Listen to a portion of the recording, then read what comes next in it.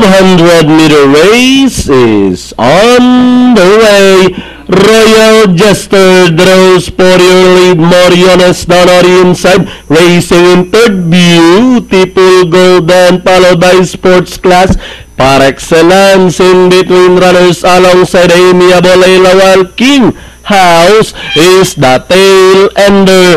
Passing the half mopo, Royal Jester this time by about 3 lengths. Running in second, Moriones par excellence, catching the third spot. Beautiful Goldisari outside as they round towards the 450 with Royal Jester the one to catch up this time by about 2 lengths. Moriones par excellence running on the outside. King House by the road, Amiable Layla, and down the stretch they come.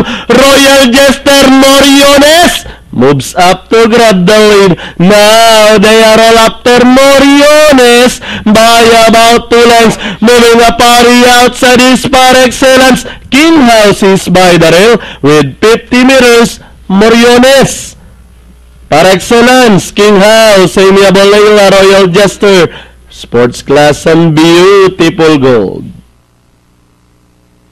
2-4-1. Tama ba? 5-3. Top choice.